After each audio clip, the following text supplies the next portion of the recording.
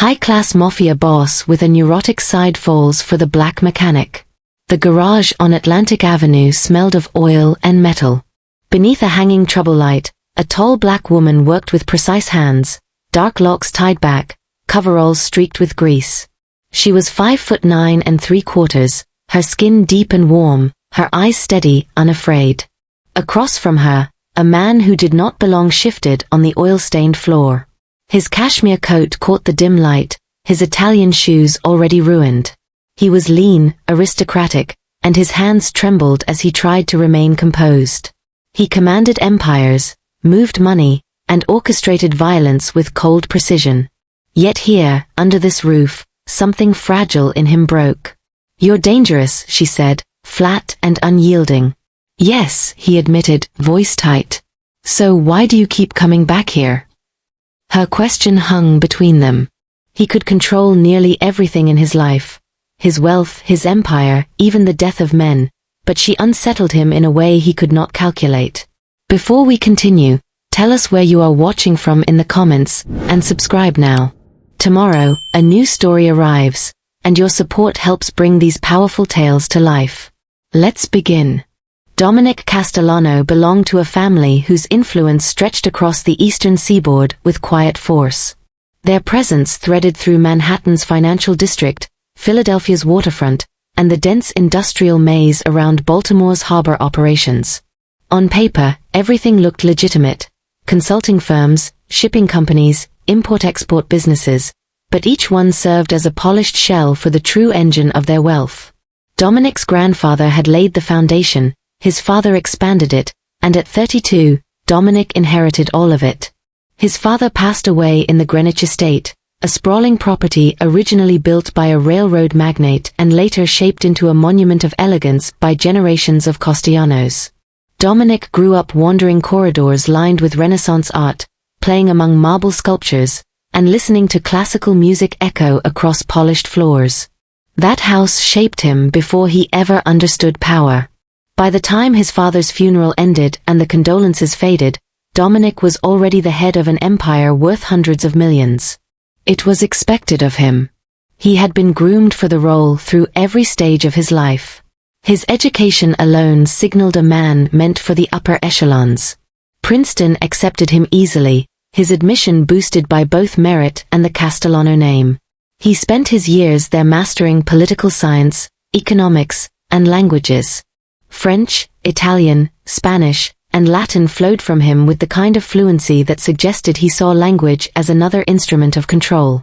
He fenced competitively, gold medalist for the university, moving with an elegance that hid the aggression behind each strike. Those closest to him often said he looked more like an heir to a European dynasty than someone whose wealth was tied to men who did dirty work in alleys and abandoned buildings. Dominic cultivated this contrast on purpose. His suits were crafted by a tailor on Savile Row who flew across the Atlantic just for him. His wine cellar contained bottles so rare even auction houses would never see them. He collected Caravaggio studies, early drafts of Russian literature, handwritten letters from forgotten composers. His life appeared curated, precise, refined. But this refinement was only one side of him. The other side was hidden behind locked doors, confidentiality agreements, and a psychiatrist who visited the estate through a private entrance. Dominic's mind moved in rigid patterns he could neither stop nor understand. He counted steps without meaning to, 28 from the front door to his study, 14 from his study to the dining room. He checked locks 3 times in exact sequence. He arranged objects in perfect symmetry, unable to relax until each angle sat just right. He washed his hands until they cracked in winter. He wore gloves whenever handling money. He hyper-focused on microscopic details, room temperature, daily caloric intake, the spacing between rows of books in his study. He kept spreadsheets for everything: sleep cycles, meetings, target profiles, shipping schedules, the humidity levels in his wine cellar, even the precise number of seconds it took him to fall asleep each night. No one corrected him. No one dared. His inner life was tightly wound, always on alert, always calculating. Control was not a desire, it was survival. His approach to violence followed this same pattern. Dominic never raised his voice, never reacted impulsively. Every action was planned with chilling clarity. When someone needed to be removed, he gave the command calmly, his tone steady, as if discussing inventory or supply routes. He never watched. Blood made his stomach twist. He preferred distance, preferred intermediaries, preferred to keep his suit spotless and his conscience compartmentalized. His men had long learned his patterns. Meetings began exactly on time, never a minute early or late. Reports followed a strict format. Phones silenced themselves automatically around him. Unexpected movement, cluttered environments, or disruptions could send him into cold silence, and that silence meant trouble. No shouting. No insults. No theatrics. Just a quiet, steady fury that terrified even the most hardened men under his command. One of his lieutenants once described it perfectly, though only in private. His anger feels like standing next to a bomb you can't see, can't hear, but know is armed. They feared him, respected him, needed him. Dominic projected control in every room he entered. To his associates, he was the perfect leader, disciplined, intelligent, unpredictable in methods but consistent in results. But beneath all of this strength, an unspoken truth lived quietly. His order was also his cage. The precision that made him so effective also trapped him in cycles he couldn't break. Every day was another list, another sequence, another attempt to hold the world together by force of will. He knew this about himself. His psychiatrist knew it. No one else did. He watched his own behaviors the way a scientist observes a volatile substance. He understood the limits of his mind, the pressure points that could crack him open. These tendencies made certain parts of his life easier, management, structure, delegation, but made human connection almost impossible. People became unpredictable variables. Relationships introduced chaos. Emotional vulnerability threatened his carefully structured stability. He had tried dating in the past. It never lasted. Women admired the wealth, the refinement, the charm he could turn on like a switch. But they eventually discovered the rest of him, the rigidity, the compulsions, the distance he kept even while sitting beside them. Conversations became strained. Expectations clashed with his inability to function outside his strict routines. Attempts to fix him led to frustration. Attempts to understand him led to silence. By 32, after burying his father and assuming full command, Dominic stopped trying. He had wealth, power, and discipline. He had fear in the right places and loyalty where it mattered. Romance had no place in the life he maintained with such fragile control. Or so he thought. Because all of that began to shift on a freezing January afternoon. A day that should have passed without significance, without disruption, but ended up dragging him across a boundary he had never planned to cross. Long before he realized it, one woman in a Brooklyn garage would become the only part of his world he could not categorize, contain, or distance himself from. Zora Fitzgerald grew up in the garage on Atlantic Avenue the way some kids grow up on playgrounds. The scent of motor oil and rusting metal was the backdrop of her childhood, her grandfather's laughter the soundtrack. He had opened the shop in 1962, during a period when Bedford-Stuyvesant stood tall, black-owned bookstores on every corner, jazz clubs running late into the night, businesses thriving through community support. His garage became a neighborhood anchor, the type of place where a working man could get his brakes fixed, talk about the Knicks, and leave with his dignity intact. By the time Zora was born, the garage had already weathered several storms. Crime waves, economic downturns, citywide strikes. Yet the Fitzgerald name stayed bolted above the entrance. Her grandfather said he kept the shop open because engines made sense. People are complicated, Zora. Machines tell you the truth, he used to say, handing her a wrench that was too big for her small fingers. She learned the trade early. At 8 years old she was already leaning over hoods, her legs dangling from the stool her grandfather built for her. She memorized the hum of engines the way other kids memorized lyrics. By 10, she could diagnose a misfire faster than grown men decades into the profession. Customers would laugh when she entered the room, unsure whether to trust her, but her grandfather watched quietly as she pointed out a cracked timing belt or a faulty coil pack. Their laughter always stopped when their vehicles roared back to life. The garage nearly closed in the early 2000s when a new wave of gentrification swept through the borough. Apartments converted to luxury units. Cafes replaced soul food spots. Taxes tripled. Developers began circling, their flashy cards stuffed in the shop's mailbox with offers that were insulting at best. Zora's father fought to keep the garage alive, taking double shifts, sleeping on the battered office couch when the stress kept him from driving home. He died at his workbench on a warm June afternoon. His heart simply stopped. Zora was 22.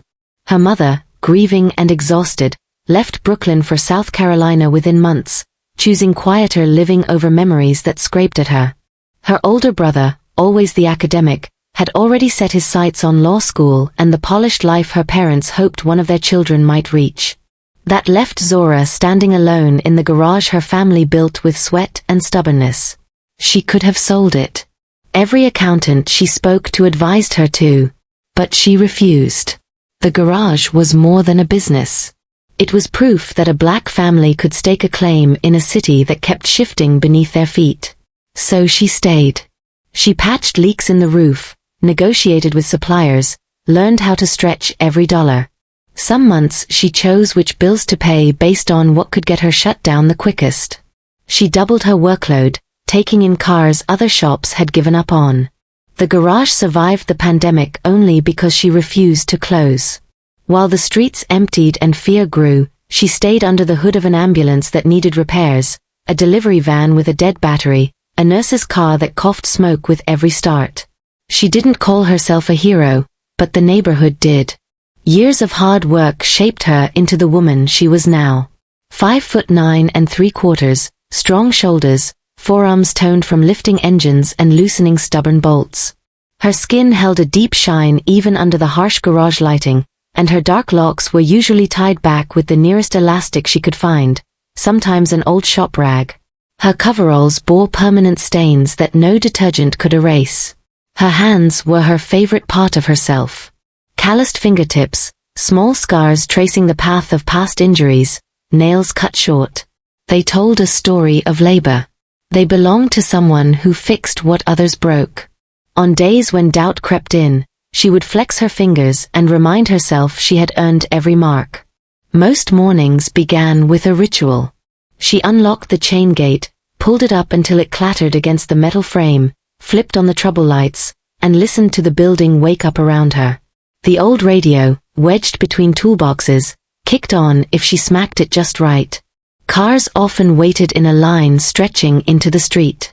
People trusted her. Not because she was friendly, she rarely indulged small talk, but because she was good. Exceptional, even. She could tell a transmission's condition by the slightest shift in tone.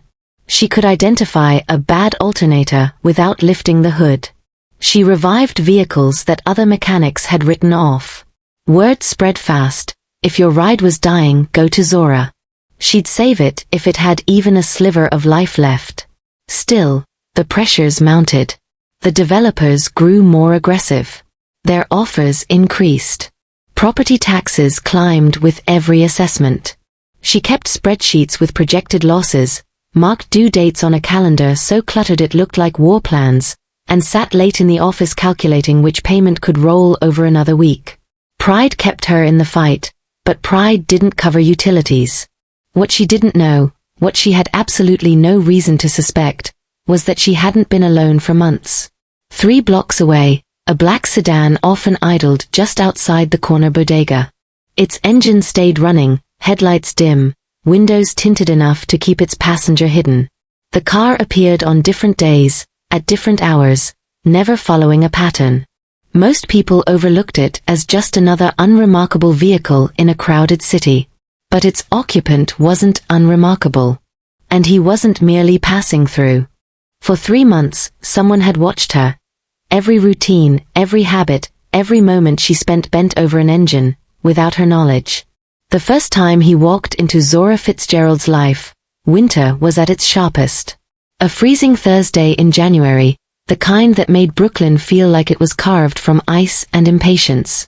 The garage door was halfway open to let out the exhaust from a Mustang she had just finished tuning. Cold air poured in, turning the floor slick with condensation. That was when the 1965 Lincoln Continental crawled into her bay. The vehicle had no business being on the road in weather like this. Too old, too heavy, too precious, but the engine pushed forward as if dragged by stubborn pride. Zora wiped her hands on a rag and stepped closer, ready to ask what the problem was, when the rear door opened. The man who emerged did not fit the car, the street, or the grime-covered world she moved through every day. Dominic Castellano stepped out wearing a cashmere coat that belonged in a museum, not an auto shop. The wind caught the edges of it, making the fabric shift like something alive. His shoes, polished to a shine that mocked the conditions of the sidewalk, crunched against the frosty ground. He held himself too still, as if motion might shake something loose inside him. Zora didn't know it yet, but 10 minutes before his arrival, Dominic had been in a warehouse in Dumbo facing a negotiation that had gone off course. The Brotva representatives were late, drunk, and hostile. Voices rose. Hands hovered too close to weapons. Dominic stood there with a steady face, but beneath the surface, his mind was already tightening. Numbers, sequences, the rigid need for order failing to soothe him. It was the smell of the place that finally tipped him over. Old wood. Damp concrete. Cheap vodka. His throat closed. His pulse surged. His vision flickered at the edges. He excused himself under the pretense of taking a call, walked out into the frigid air, and slid into the back seat of the Lincoln. Paulie, his driver, glanced at him through the mirror, recognizing the tremor in his boss's jaw. Dominic pressed both hands to his knees, breathing too fast, trying to count backwards in perfect sequence. He couldn't. Every number slipped.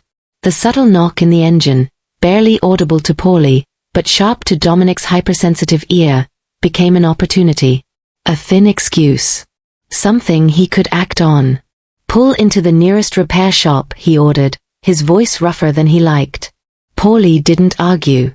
He turned the corner, spotted Zora's garage with its flickering street sign, and guided the Lincoln inside. The moment Dominic stepped out and saw her, something in his structured mind jolted hard enough to change his breath. Zora stood next to the Mustang, her body relaxed in a way that suggested she trusted her own strength. Her locks were tied back, her coveralls streaked with the dirt of honest labor. Her gaze flicked up at him, cool and assessing, without a single drop of recognition or awe. He didn't know how to process that. Most people saw him and shifted instantly, eyes down, shoulders tight, tone cautious. She didn't. She looked straight at him like he was any other man searching for help on a cold morning. He cleared his throat. His voice caught. He tried again. Do you, he paused, forcing his breathing into a steady rhythm. Do you handle vintage American vehicles? Particularly mid-60s luxury models? Her eyebrow lifted a fraction. Not dramatically, but enough. Why are you asking like you're filing a report? She said. Her tone was even, but her confusion was obvious. Dominic felt heat climb his neck. He had rehearsed the question in his mind 3 times before stepping out of the car, wanting it to sound precise. Now he heard himself from the outside, awkward, stiff, trying too hard. Zora took a step toward him, wiping her hands on the rag until it was darkened with oil. She gave him a slow once-over, not flirtatious, not impressed, just taking inventory. Ridiculous coat. 2 clean shoes. Hands twitching at his sides. Skin slightly pale from the cold or the adrenaline he hadn't fully shaken. You're freezing, she said. Step inside before you pass out. He obeyed. Without thinking. Paulie stared at him like someone had swapped his boss with a stunt double. Dominic's eyes drifted downward, scanning the floor. The place was cluttered, tools scattered, bolt containers left open. He could feel discomfort rise like a tide. The urge to straighten things. To categorize. To line up every can, every rag, every wrench. Zora caught him staring. "Stop looking at my floor like it's going to infect you," she said. Paulie's mouth dropped open. No one talked to Dominic Castellano like that. Dominic froze. Not in anger. In shock. "I wasn't," he stopped, realizing he was about to lie. "I was." "Thought so," she replied. "Stand over there. Out of the way." He moved without protest. Paulie stared harder, eyes wide. Zora knelt beside the Lincoln, one ear angled toward the engine. She tapped the hood lightly, listening. Then she stood and brushed her hands off. "Your engine's knocking," she said. "Minor issue for now, but it'll turn major if you ignore it." "I heard it," Dominic said softly. "Good ears. Not many people catch that early." Her approval felt heavier than it should have. He inhaled, and the scent of motor oil blended with the faint smell of cocoa butter from her skin. The combination sent an odd flicker of tension through him, an urge to count, to ground himself, to restore order. His fingers twitched slightly. Zora noticed. "You all right?" she asked. He straightened his coat, hoping she didn't catch the tremor. "I'm fine." "You don't look fine." He blinked. She wasn't trying to comfort him. She wasn't trying to insult him. She was stating a fact. And the truth of it rattled him more than the failed meeting in Dumbo. Paulie approached, clearing his throat. "Boss, we can wait in the car if you prefer." "No," Dominic said quickly, surprising himself. "I'd like to stay." Zora glanced at him again, this time with a trace of curiosity. Why would a man dressed like royalty choose to linger in a cold garage surrounded by tools and grit? She didn't ask. Not yet. But Dominic felt the question hang in the air, heavier than the January cold. Dominic returned the following week, exactly 7 days after the Lincoln incident, almost to the minute. This time, he arrived in a 1969 Chevrolet Camaro that looked like it belonged in a museum exhibit, restored so perfectly it might as well have rolled straight off the assembly line. Zora didn't need 3 seconds to see nothing was wrong with it. The engine note was smooth, the idle steady, the belts clean. She folded her arms and stared at the gleaming hood. "What's the issue?" she asked. He straightened his coat. "The fuel injection system. This car doesn't have fuel injection." He blinked once, twice. "Right. Yes. I meant the fuel delivery components." Zora tilted her head. "Those are fine." Silence stretched. Dominic's posture tightened like someone had just pointed out a flaw in his suit. Paulie stood behind him, resigned. He'd clearly tried to talk the man out of this trip. The following days brought a parade of classic cars that made no logical sense. A 1971 Plymouth Barracuda. A 1967 Mustang. A rebuilt Challenger with an engine so clean it could have been photographed for a catalogue. Every vehicle arrived with a flimsy concern Dominic couldn't convincingly describe. Zora had dealt with plenty of obsessed men. Customers who mistook her politeness for interest, men who lingered too long, men who talked down to her and then begged for her attention once she proved them wrong. Dominic wasn't that. His obsession wasn't rooted in ego or entitlement. It didn't even seem romantic. It felt displaced, focused, almost clinical, but not cold. Whatever this was, it didn't follow familiar patterns. She began digging. Not out of paranoia, but because the inconsistencies around him were too loud. His payment methods didn't match his wardrobe. The credit card he used was linked to a shell company with ties to 3 others, each registered to an address in Lower Manhattan. A quick search led to archived business articles, old financial profiles, and forum posts from people discussing the Castellano name with a caution that made her read slower. The deeper she went, the more she realized she should refuse his business. Her instinct said to cut this off before it grew into something she couldn't control. Yet every morning she caught herself wondering if he would show up. She scolded herself for it. She still waited. Whenever he arrived, he stood in the same place, exactly 4 feet from her workbench. Not 3, not 5. 4. She measured it with her eyes once and had to stop herself from laughing. It was too specific to be accidental. He asked questions about mechanical processes the way scholars dissected ancient texts, absorbing everything she said. She watched him file away her answers internally, building a map of her knowledge with a quiet hunger that she recognized from her own past apprenticeships. One morning he approached her workbench with something foreign in his hands, a cappuccino from a high-end cafe in Park Slope. Not a random grab. The exact cafe she loved. The exact order she never told anyone. It was placed on her workbench with a level of precision that made Paulie shake his head as if bracing for disaster. Zora narrowed her eyes. "Why do you know what I drink?" He hesitated. "You ordered it once when you were on the phone. Outside the shop. Last month. So you remembered?" "Yes." She didn't touch the drink, not yet. After he lingered near the Camaro's raised hood for far too long, she finally said what had been sitting on her tongue for weeks. "Do you actually like cars?" she asked, "or do you just like having reasons to be here?" Dominic stiffened. His gaze dropped, then lifted again with an honesty she didn't expect. "Both," he said quietly. "But lately, more the latter." Zora wiped sweat from her forehead with the back of her wrist, leaving a streak of grease above her eyebrow. Her coveralls had slipped off one shoulder, exposing part of the tank top beneath. She didn't try to fix it. She didn't shrink from him, either. Her eyes locked onto his, direct, steady, cutting through the layers of control he wrapped himself in. That was when he said it. The truth that had been pressed against his ribs since their first encounter.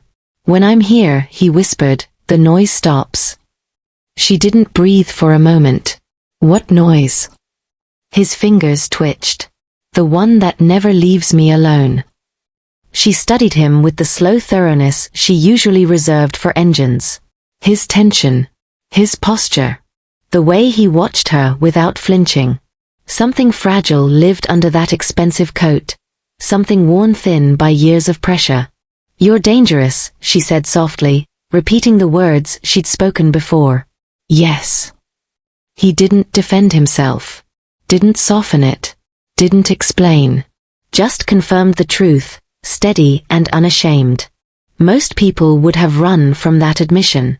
Zora didn't. She saw danger, but she also saw a man who stood alone in his own mind the way she often stood alone in her garage. Functional, controlled, exhausted, bracing against demands no one else could see. She exhaled slowly. "Come back after closing," she said. His head lifted sharply. "For an actual conversation," she added. "Not fake car trouble. Not excuses. If you want to talk, talk. If not, stop showing up with vehicles that don't need anything." Dominic swallowed hard. "I'll return." She nodded once. "Then return." Paulie nearly dropped his keys. For the first time since their strange connection began, the rules shifted, not in Dominic's mind but in hers. After closing time, Atlantic Avenue shifted into a quieter version of itself. Storefront gates half-pulled, bus engines groaning in the distance, the occasional skateboard rattling past. That was when their connection grew roots. Not during daylight tune-ups or routine drop-offs, but in the hush after the tools were put away and the city settled into its nighttime rhythm. They learned each other in fragments, his stiffness loosening, her guardedness thinning, both of them circling something they refused to name. Their evenings began with food he carried in discreet paper bags. It wasn't cheap takeout from the corner spots she frequented with her crew, it was glossy boxed meals from places where reservations were needed and prices were hidden behind market value. One night, he brought seared duck from a Manhattan bistro she'd only seen online. They ate it sitting on overturned crates by the garage door, she in her coveralls, him in a pressed shirt rolled to the elbows, tie undone. Another night, he presented 2 lobster rolls from Red Hook, wrapped in butcher paper that smelled like oceans and good decisions. He placed the crates exactly the same distance apart each time. She didn't comment, not yet. Most nights, they traded knowledge. She taught him the names of tools, ratchets, torque wrenches, ball-peen hammers. lifting each one and placing it into his hands like she was giving him vocabulary for a world he'd never stepped into. He asked follow-up questions with alarming precision, storing every answer with the quiet intensity of someone who rarely let anything slip past him. In return, he taught her about Renaissance art. He spoke softly, tracing invisible brushstrokes in the air as he described the works that shaped his childhood. She liked watching his face when he talked about it, focused, earnest, almost tender. The way he said Caravaggio or Gentileschi carried the same concentration she used when adjusting timing belts. Their closeness built gradually, until the night he couldn't hold it in any longer. She was wiping down a wrench when she noticed him staring at her mouth instead of the tool in her hands. His expression wasn't slick or practiced. It was strained, almost pained. His fingers twitched like he was fighting the urge to reach for her.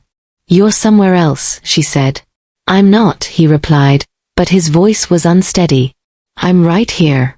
That's the problem." She didn't think, she stepped toward him. His breath caught, sharp, unguarded. When she lifted her hand to his jaw, his entire frame went rigid. "Dominic," she murmured, "relax." "I can't." His hands shook so badly that when he finally cupped her face, she had to steady his wrists. No one had ever touched her like she was fragile and combustible at the same time. No one had ever looked at her like she was oxygen. When he kissed her, it wasn't smooth. It wasn't rehearsed. It was raw, reverent, almost frightened. A man starving for years finally allowed one bite. She felt all of it. His hunger, his restraint, his confusion at wanting someone who didn't fit his categories. When they parted, he pressed his forehead against hers. "I tried to stop thinking about you," he whispered. "I have systems, schedules, routines. None of it matters anymore. Maybe don't overthink it." "I don't know how not to." Later that week, she visited his estate in Greenwich once. Only once. The car service that picked her up felt like a statement she hadn't agreed to. The house itself was large enough for several families, with stone columns and spotless glass. Too quiet. Too organized. Too everything. Inside his study, she noticed the books first. Hundreds of them, lined in perfect alphabetical order. Not a single spine out of place. She ran her fingers along the shelves. "You live inside your own grid," she said. "It keeps things balanced. Or it keeps you trapped." He didn't deny it. He only watched her with an expression she couldn't fully interpret. When she crossed the room, she saw the faint movements of his fingers, a subtle counting rhythm against his thigh. "You do that often?" she asked. He stiffened. "Yes." "Does it help?" "It keeps my mind from splitting into too many directions." She studied him. "Do you like me because I don't fit into your patterns? Because you can't categorize me?" His answer came without hesitation. "I like you because you build things that last. Because you work with your hands. Because you look at me like I'm a man, not a problem to be organized." She didn't kiss him there. The space was too controlled. Too curated. She needed the noise and grit of her shop for that. But the shift came soon after. A rival of his, she didn't know the name, only the fallout, learned about her. She returned from a parts store to find a dead rat placed on her workbench, wrapped in a piece of paper. Neatly written on the note was her mother's address in South Carolina. Her heart slammed so hard she thought it cracked a rib. She looked up at the small window above her bench, noting its height, the angle. Someone had been inside her space. Someone had crossed a line she didn't tolerate from anyone. She didn't call Dominic, but he found out anyway. Within 48 hours, 3 men were gone. Not injured. Not threatened. Gone. Their names vanished from the circles where whispers traveled fast. People spoke in lowered tones, avoiding the subject entirely when she walked past. When she realized what he had done, she confronted him at midnight in her empty shop. The air tasted like metal and old oil. She didn't yell. She didn't have to. "You think this protects me?" she demanded. You think this fixes anything? They touched what they shouldn't have touched, he replied, calm in a way that shouldn't have been calm. They went near you. That's enough. That's not your call. It is. He stepped closer. Because I will not let anything happen to you. She held up a hand. Stop. Don't explain it like you're doing me a favor. His jaw flexed. I'm explaining because you deserve to know the truth. The truth, she said sharply, is that I already know what men do when they decide a woman belongs to them. I've seen it my whole life. I know the signs. His eyes flickered, pain, guilt, something deep she couldn't name. Is that what you think this is? What else would it be? She shot back. You made a choice for me. He didn't deny it. She stared at him for a long moment, long enough for her pulse to settle into something steady, almost cold. He watched her as if waiting for judgment. You should walk away, he murmured, before I pull you deeper. I'm already deep, she said quietly. But don't get it twisted, I'm choosing to be here. Not because of what you did. Not because you crossed that line. But because I know who you are under all of that. His breath hitched. Just slightly. Zora, he whispered, like her name was a break in him. She stepped forward, closing the distance he always measured so precisely, and pressed her palm to his chest. She felt the tension under his ribs, the battle he fought with himself every minute of the day. I'm not naive, she said. I'm not scared of your world. I'm scared of what it does to you. Too late, he murmured. It already did. She held his shirt, anchoring him. I'm staying. But we're doing this with honesty. No shadows between us. His eyes softened in a way she had never seen on any man, let alone one with his reputation. Then I'll give you everything, he said. Even the parts I've never said out loud. She didn't kiss him. Not yet. There would be time for that. For now, she let her hand linger on him, steady and sure, while the quiet of her shop wrapped around them like a vow she hadn't planned to make. Their love existed as a contradiction neither of them bothered trying to fix. It wasn't gentle, but it wasn't destructive. It moved in sharp turns, reckless in emotion yet grounded in routine. Zora still rose before dawn, unlocking her shop at 6 every morning with the same discipline she had long before Dominic walked into her life. She still worked the same hours, still wiped grease off her hands the same way, still served the neighborhood regulars who trusted her more than any dealership. But now there was a black car across the street. Its windows stayed tinted, its engine idling softly. 2 quiet men rotated in 12-hour shifts. They never interfered, never commented, never flagged her down. Their only job was to send updates every hour, safe. Inside shop. No threats detected. She didn't need the reports to know how often they checked in. Dominic's tension told her everything. Every time her phone buzzed, his shoulders loosened the slightest bit, like he could breathe again for a moment. At first, she considered refusing the surveillance. She hated the idea of men watching her movements, tracking her habits. But choosing to reject it would have set off a worse chain reaction. His anxiety would have devoured him. She had seen how his mind worked. Once a concern took hold, it didn't fade. It grew teeth, pressing against him until he couldn't sleep, couldn't eat, couldn't function. The surveillance wasn't protection for her, it was stability for him. Accepting it became an act of care. Dominic tried to adapt to her world in return. He sat beside her on her worn leather couch in Bed-Stuy, eating Jamaican takeout from foil containers, oxtail, rice and peas, plantain, jerk chicken so spicy he coughed twice but refused to admit defeat. He listened when she talked about her father and grandfather, 2 men who shaped her work ethic and her approach to loyalty. He asked questions about them the same way he asked about carburetors and engine timing. Fully attentive, storing each detail like it mattered. He started dressing differently too. The tailored suits stayed in Greenwich.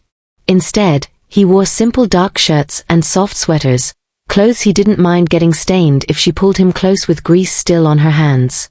He looked less like a ruler of anything and more like a man trying to blend into a life he had never been allowed to experience. But his old habits didn't vanish, they shifted. His intense energy redirected into a near-obsessive focus on her safety. He didn't hover or smother, he studied. He learned the names of every person on her block, the bodega owner, the mail carrier, the retired teacher who swept her own stoop every morning, the teenagers who fixed bikes in the alley. He memorized Zora's routes, her shopping places, her Friday night gathering spot 3 blocks over where she met up with friends she'd known for years. He tracked it all because he couldn't stop himself. Caring for her activated something in him, something fierce, protective, and methodical. She found him awake at 3 in the morning more than once. He'd be sitting on her couch with his laptop open, reviewing security camera footage or scrolling through reports from the men outside the shop. His posture would be rigid, his jaw locked, his foot tapping a silent rhythm on the floor. "Dominic," she said one night, stepping into the small living room wearing an oversized sleep shirt. "You're going to make yourself worse." "I'm fine," he muttered, eyes still fixed on the screen. "You're not." She crossed to him, took his hand, and moved the laptop aside. "You're doing too much." He swallowed hard. "I know. So stop." "I can't." She sighed softly, brushing her thumb over his knuckles. "Talk to me." He hesitated, his breath shaky. This was the side of him few people in his world had ever seen, the raw places under the armor. When he finally spoke, his voice sounded torn. "For 40 years," he said, "everything I touched fell apart.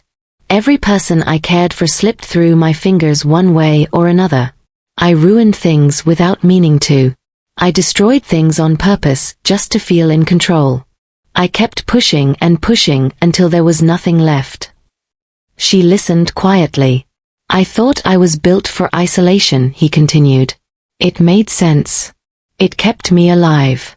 But when you walked into my life, it changed the equation. Suddenly the fear didn't feel familiar anymore. It felt worse. Because losing you," his voice cracked. "I don't know how I would survive that."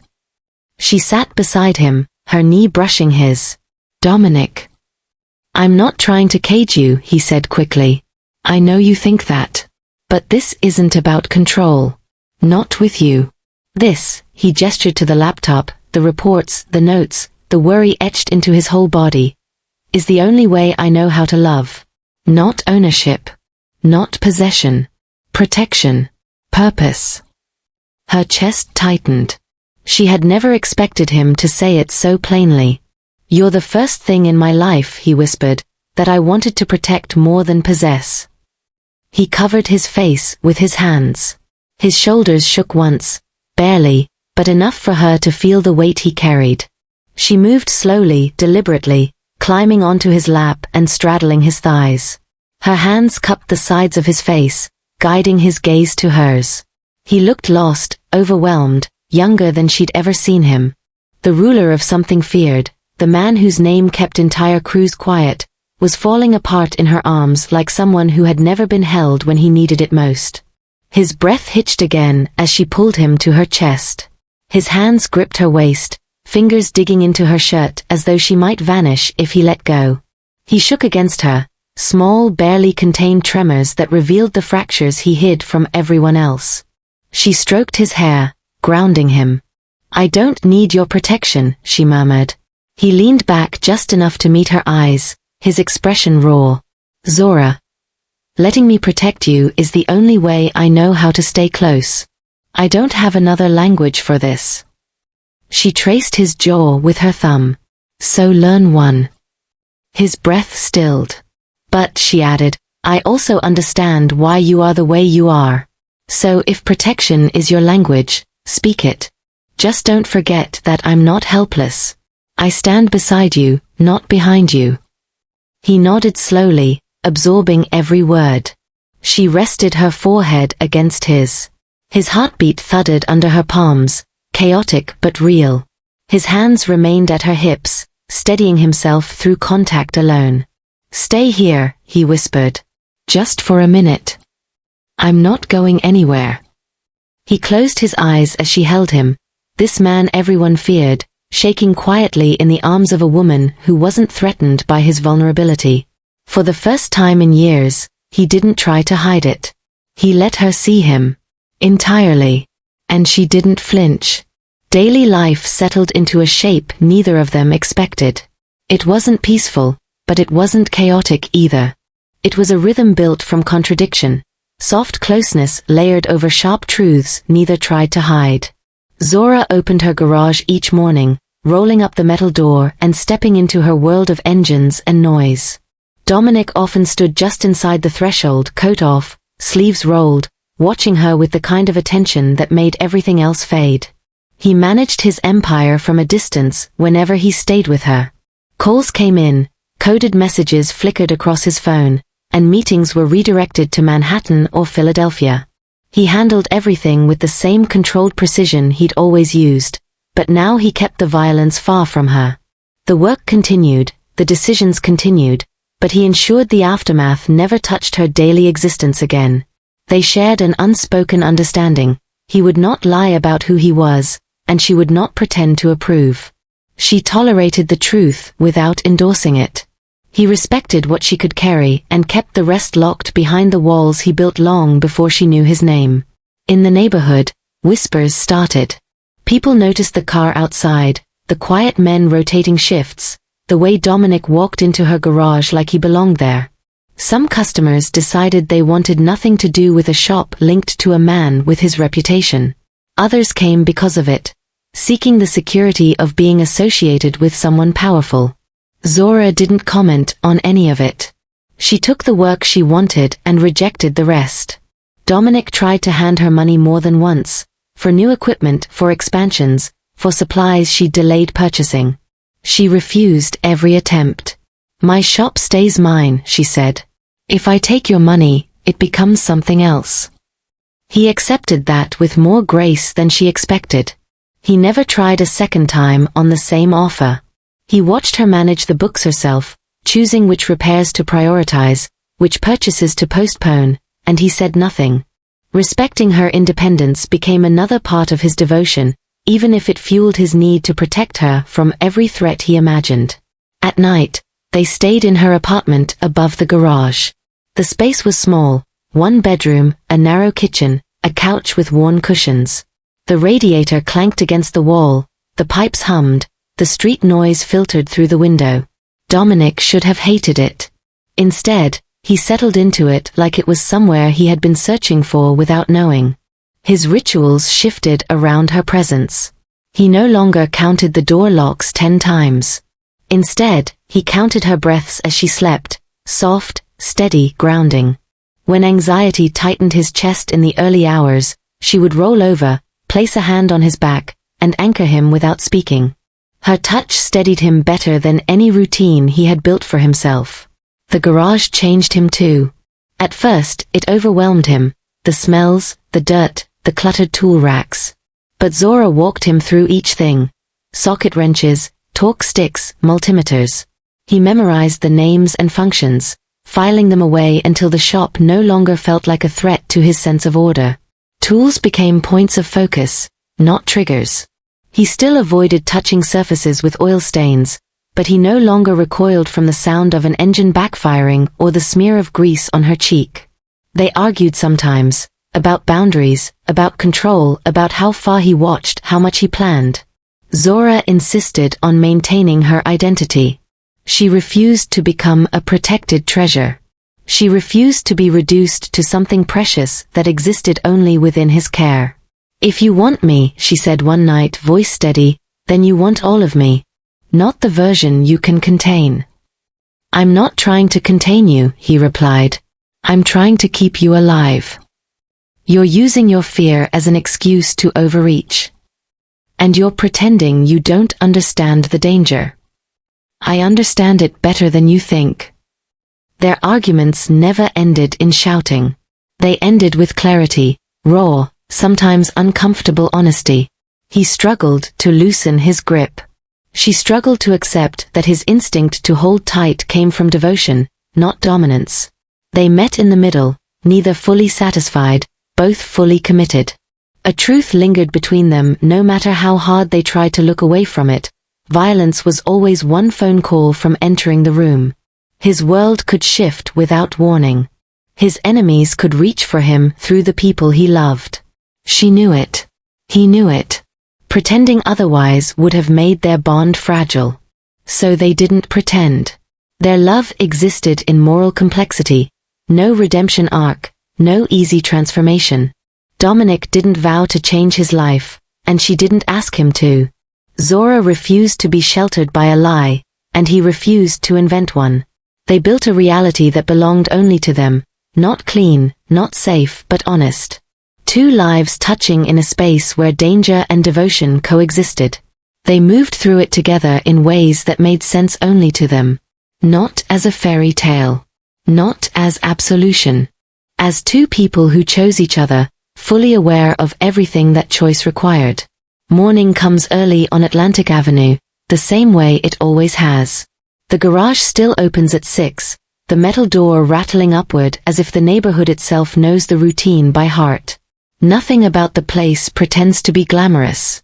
The concrete is cracked in the same corners, the morning chill clings to the air, and the scent of oil settles into everything it touches.